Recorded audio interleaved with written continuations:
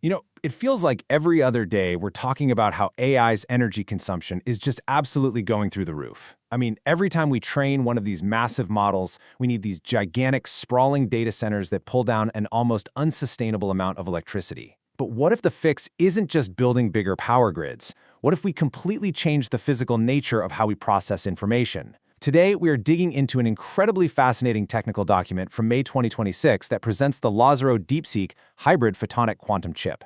And I want to be super clear right up front. True to what is described in the document and the images we are about to analyze, its inventor, Lazaro Lopez Paz, alongside DeepSeek AI research, absolutely wants the physical fabrication of this project. This isn't just theoretical. Just look at this thing. It genuinely looks like a piece of tech pulled straight out of the future, right? But every single layer, every conduit you see in this 3D render has a strict engineering purpose. This entire ecosystem is specifically designed to operate at an extreme critical temperature of 0.3 Kelvin using a helium-3 cooling system. That ultra-low temp is absolutely vital to maintain quantum coherence.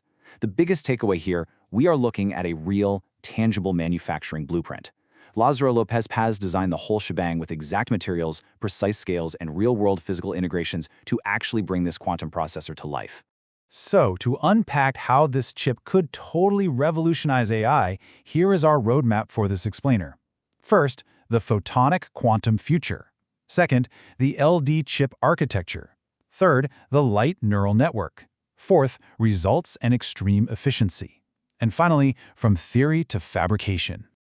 All right, let's jump right into Section 1, the photonic quantum future. Photonic quantum computing is growing up fast, and the LD chip is basically the poster child for its maturity. Traditionally, quantum setups have struggled with some really tough bottlenecks, everything from massive information loss to the nightmare of scaling them up. But this chip sidesteps those barriers by using a passive hybrid architecture. Basically, instead of forcing electrons through power-hungry transistors, it uses light and some seriously advanced metamaterials. And get this, the topology of the whole system was actually optimized using AI. So we literally have AI co-designing the very hardware that's going to revolutionize AI. Pretty wild. Moving right along to Section 2, the LD chip architecture.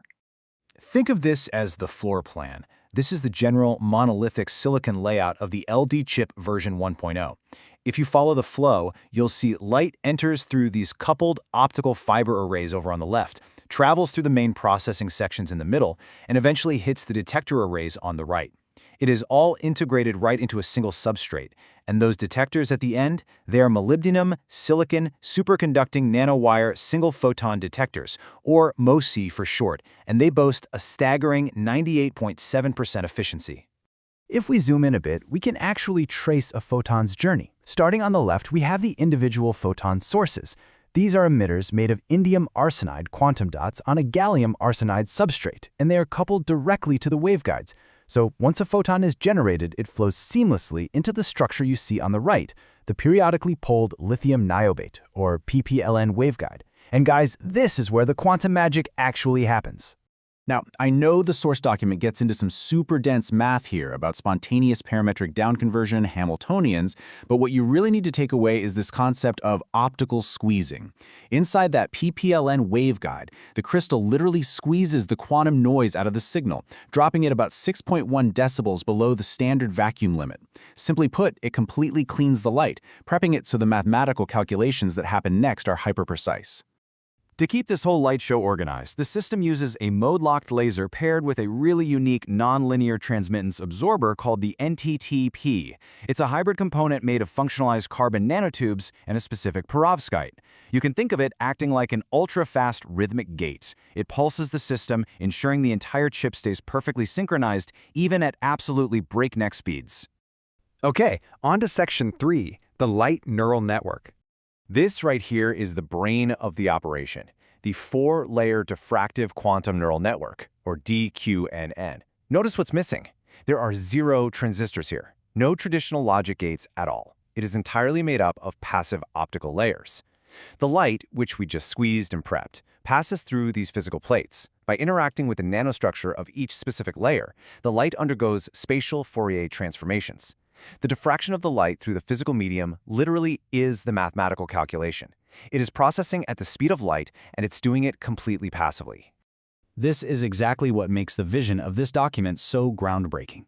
We're looking at the interconnection of purely passive neuromorphic hardware with non-classical states of light. It's quantum information interacting with a physical neural network at cryogenic scales. We are no longer calculating with electricity, we are calculating with the geometry of light. It's a massive, massive leap in AI accelerator design. Let's hit Section 4, Results and Extreme Efficiency. The engineering team didn't just theorize this, they ran rigorous FTD multiphysics simulations, and the numbers they got back are phenomenal. We're talking a 97.5% optical coupling efficiency and a practically non-existent dark count rate.